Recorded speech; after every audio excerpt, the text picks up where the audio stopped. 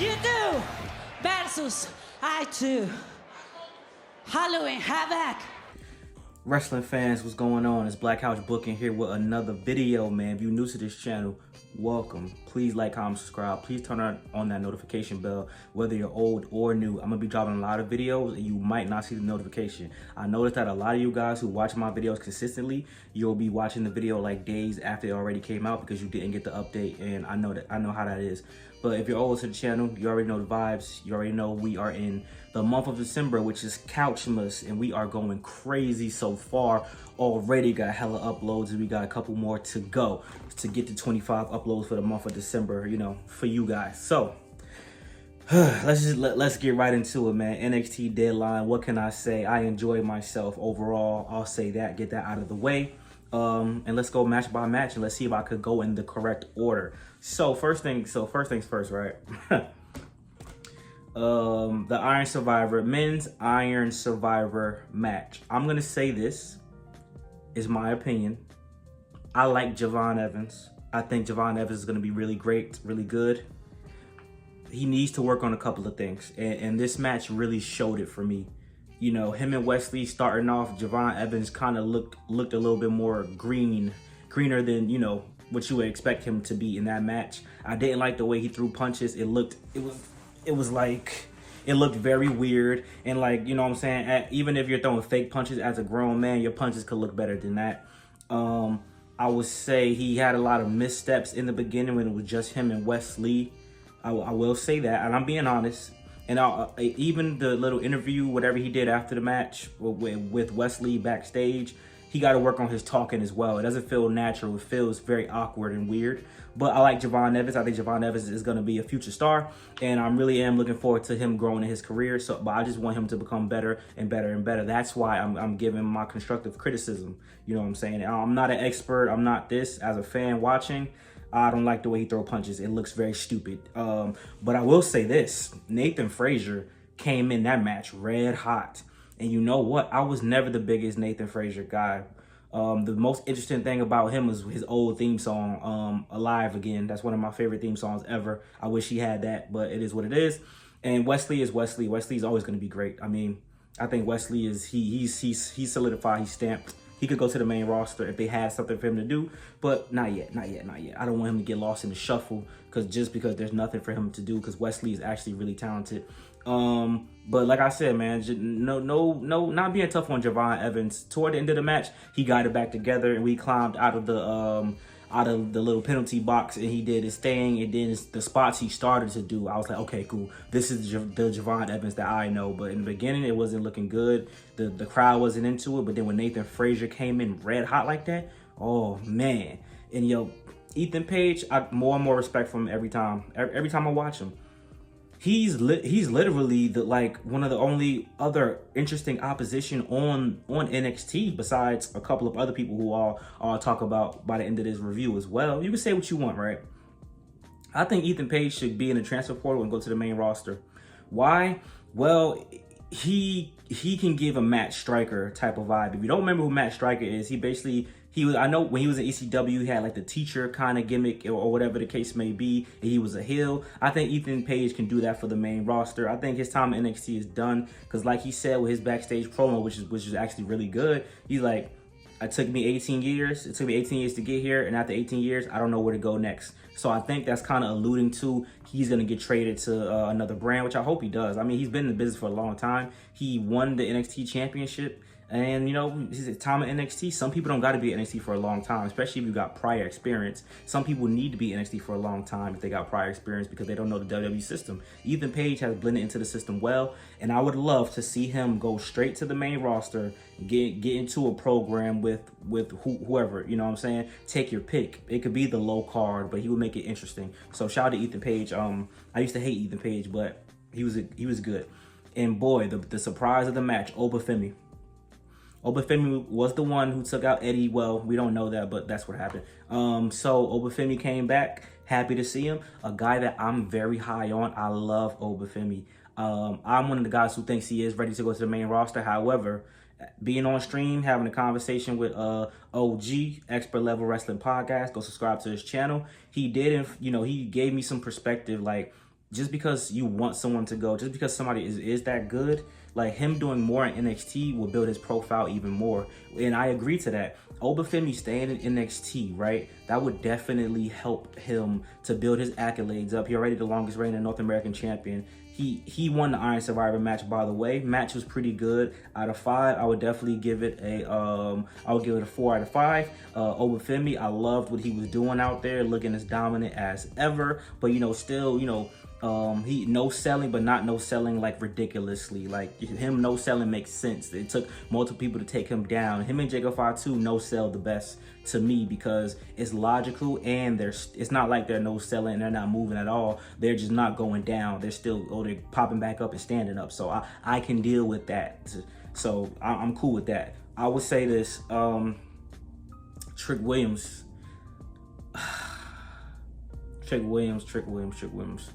You're gonna let me not jump the gun. Obafemi is the number one contender now that he's finally won the Iron Survivor match. That was a great choice, great way for him to come back. I wish the crowd would have been a little bit more hype when the music first hit, but I mean it's not a big crowd. If there were a bigger crowd, it would be more of a reaction. It's not nothing on him. Obafemi is one of the best there is in NXT right now, and when he challenges for that NXT championship, it's gonna be great. And let me just say this, because I don't want to, y'all probably seen NXT deadline, I don't want to give it away just in case.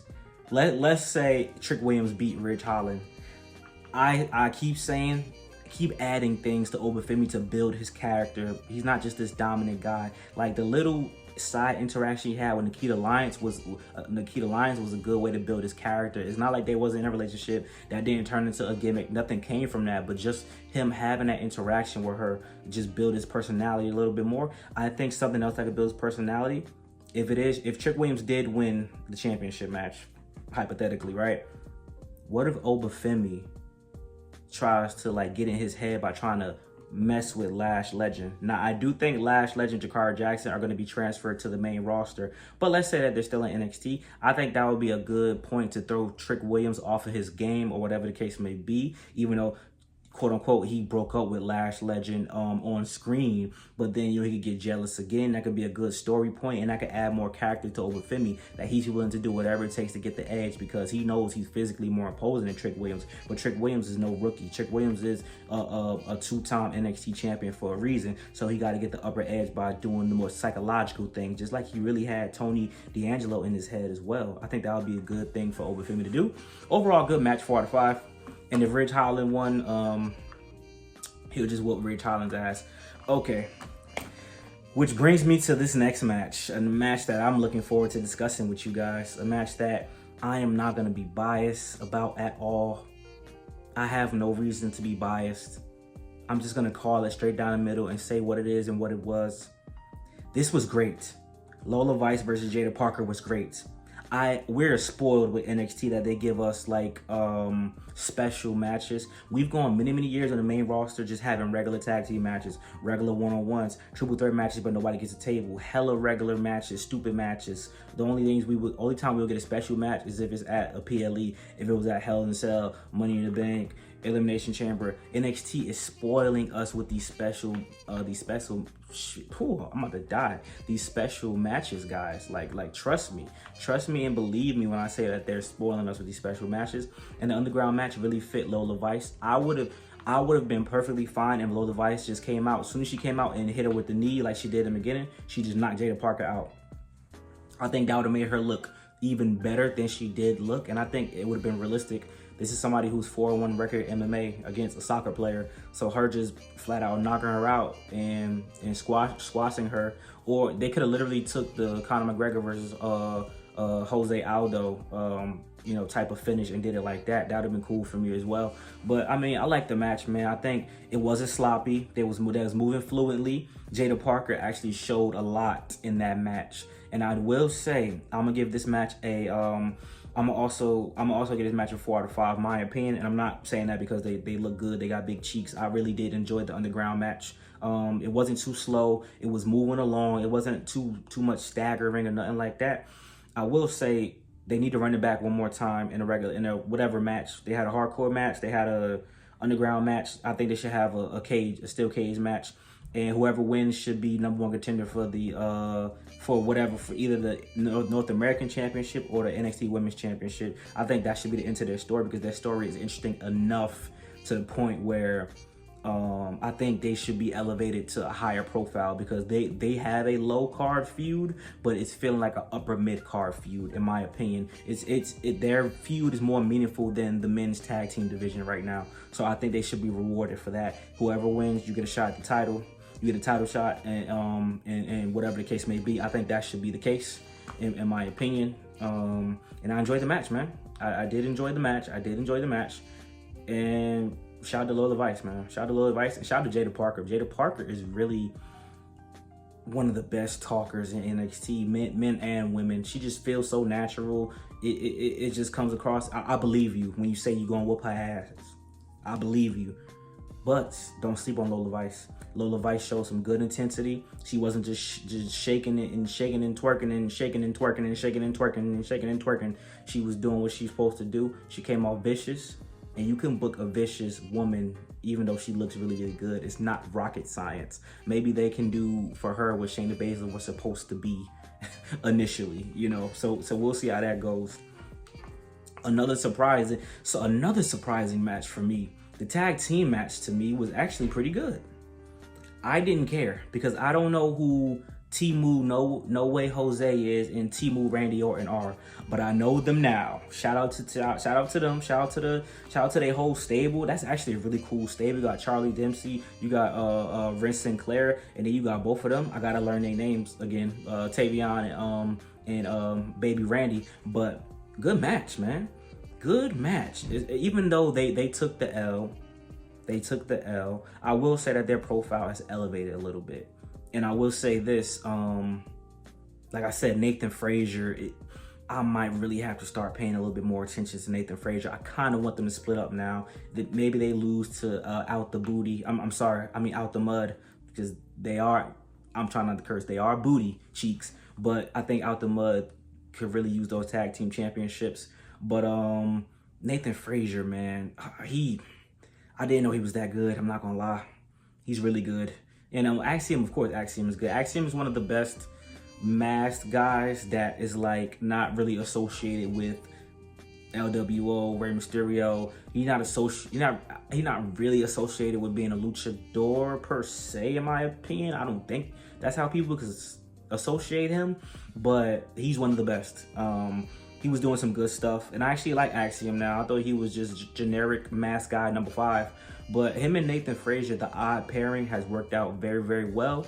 But I am ready for the NXT Tag Team division to move on, so I did kind of want them to lose. I'm giving this match a 3.5 out of 5 because it was a good match, but it was obviously the gimmick was that they don't work well as a tag team. Nathan Frazier be selfish and stuff, and then he's hurt, but he's still starting off the match, not listening to his partner. So, you know, whatever the case may be, y'all know how that goes. But great tag team reign thus far, and I think that they could really go places. You know what I'm saying?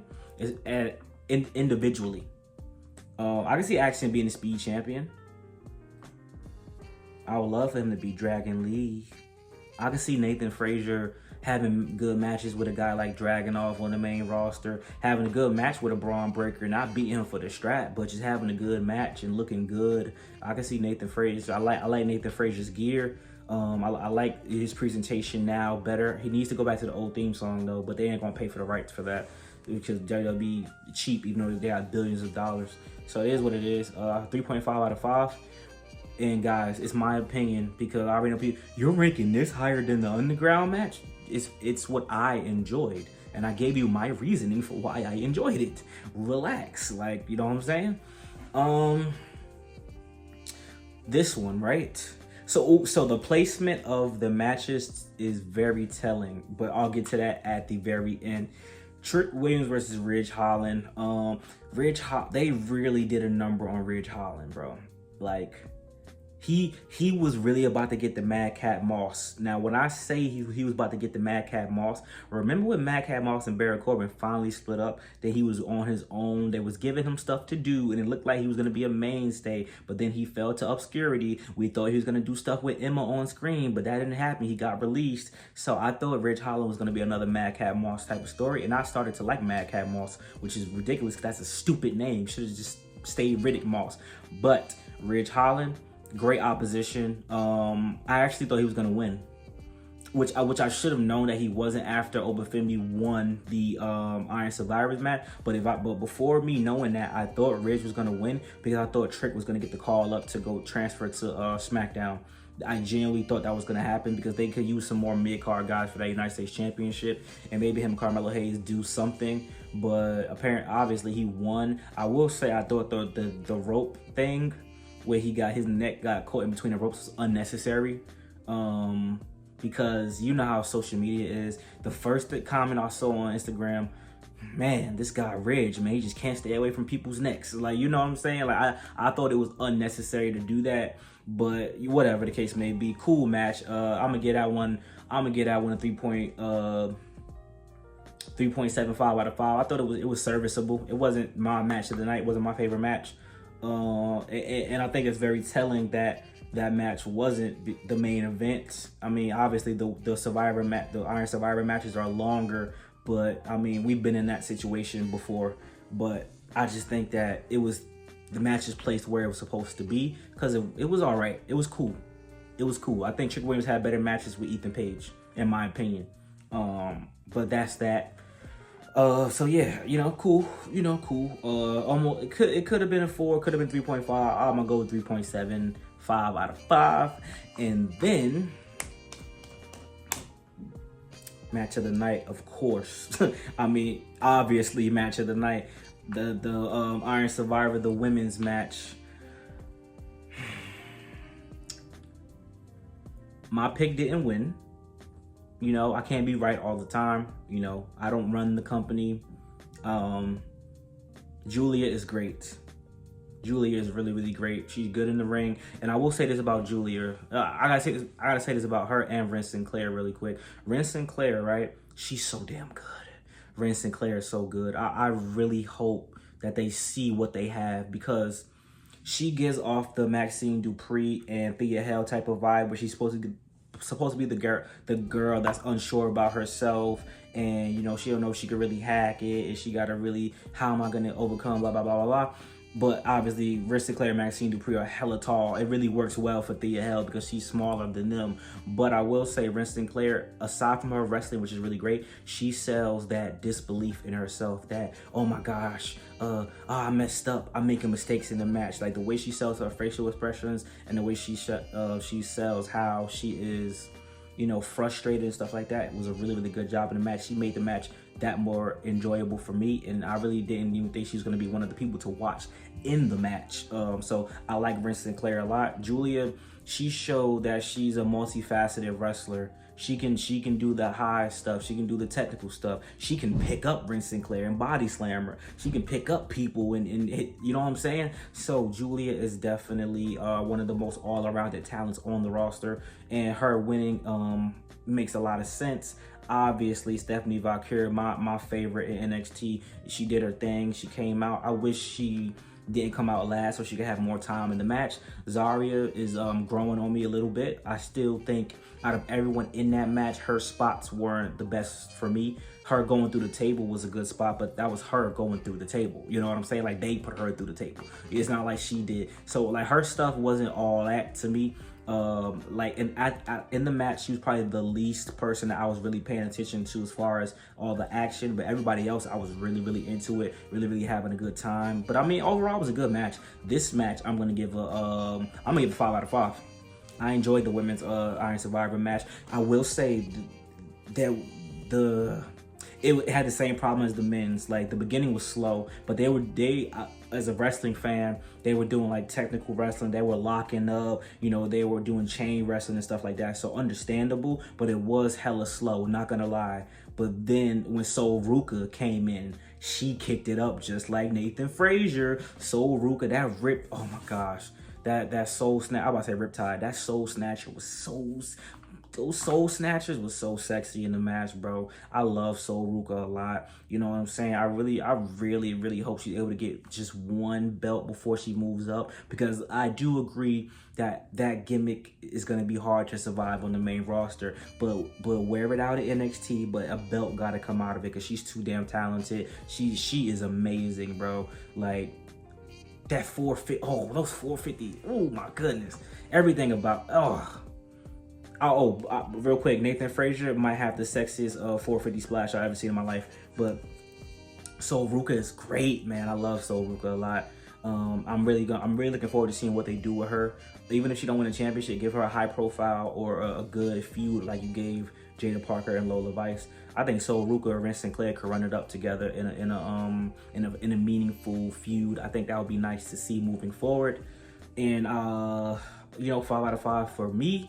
I think the wrong person won. I think Stephanie Valkyria should have won, but I know why Giulia won. Obviously, Giulia won because her and Roxanne, they got to run it back. But what's going to happen is Stephanie Valkyria is going to back up Giulia, because obviously Cora Jade's right around the corner, so she's going to need some backup. And I do like how they still, even though they got a little bit offense off on each other, Giulia and Stephanie, it really wasn't a lot, because they're teasing that's going to be the big feud in the future for the title. Them going at it and having, they're going to have the Bayley, Sasha Banks type of match, the Rhea Ripley versus Shayna Baszler type of rivalry. They're going to be the ones to have that. Mark my words, you're going to see it. So that's why they didn't want them to have too much offense against one another.